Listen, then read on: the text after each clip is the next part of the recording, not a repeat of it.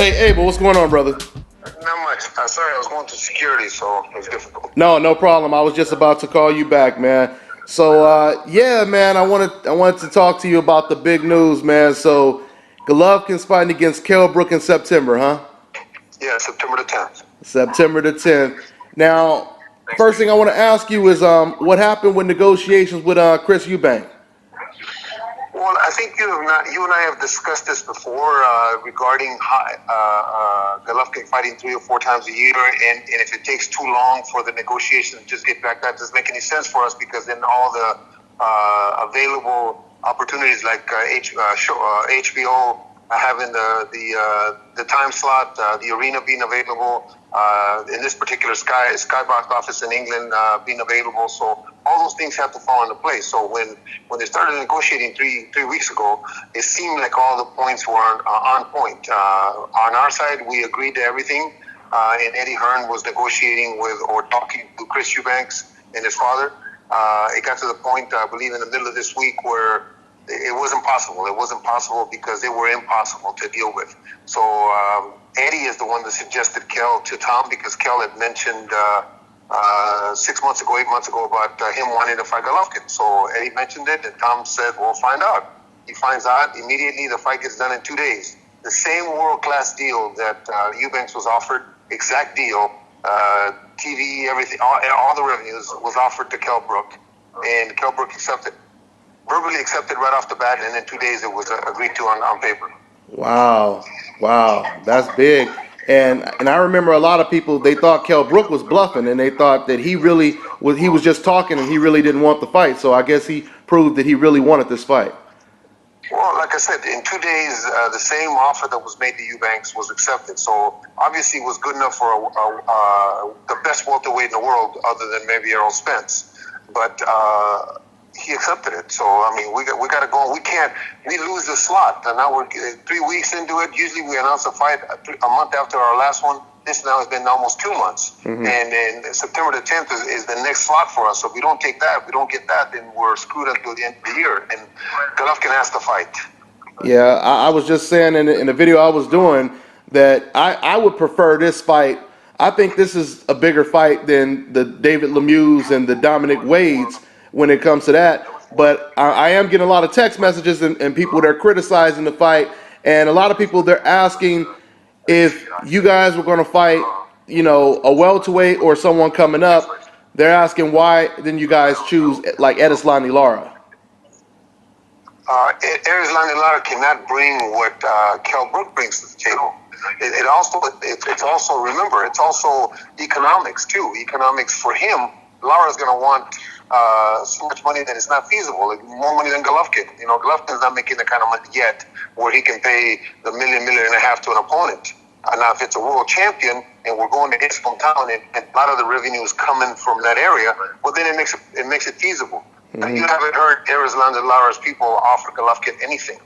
Yeah. So they're just talking. If they're serious about it, they can put the money together as it was put in England to make something happen. It can't just be on our side. It's got to be on their side too. Okay. I mean, but Abe, you guys don't think that you guys should have at least reached out to him just to see what type of money they wanted? Because, like I said, a lot of people thought Kell Brook was just bluffing.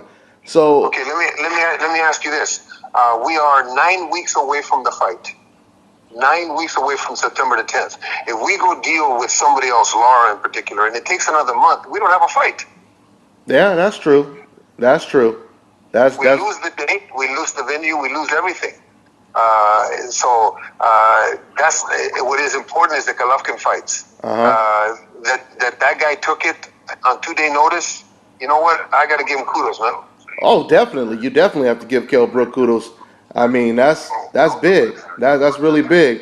So, I mean, so what? Like you said, you think Kell Brook is a lot of people believe he's like the best welterweight right now. How do you guys prepare for someone like Kell Brook? Well, the problem becomes now for us in the gym is now we can't spar with this Jackson, who's a lot slower. We can't spar with Derek Finley. We can't spar with all those big guys we're sparring with before to prepare for the big middleweights that we're going to fight eventually. We're going to spar now with fast, speedy guys. So if you remember Ray Leonard fighting Marvin Hagler, how did he beat Marvin Hagler? With speed, with movement. Yeah. He he did not punch him. He didn't knock him down. He didn't hurt him, but he outspeeded him. So that's the one thing that we as the coaching staff have to prepare for. A guy that I know his brain trust knows that they can't stand in front of Golovkin. They're gonna have to box him. They're gonna have to move on him. They got to put him, a couple shots, and frustrate him, and hopefully win a decision. So that makes it a little difficult for us to find the guys that are going to be durable enough in the gym to be able to give us that kind of speed, to be able to give us that kind of look, so that we're ready for the 10th. So are you guys going to be sparring with junior middleweights, with middleweights that's just quick, or what?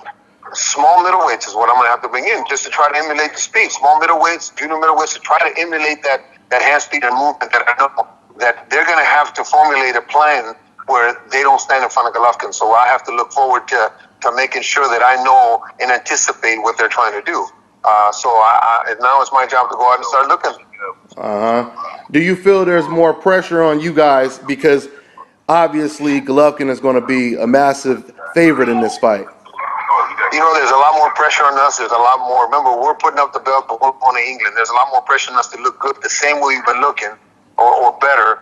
If we don't, then we're going to be criticized. If we do, then we're going to be criticized. But the point is that Golovkin is going to fight. Hopefully, he builds up a big enough name so that those other guys that aren't coming to the table will come to the table. Billy Joe Saunders wanted so much money, it wasn't even possible. He wanted more money than Golovkin.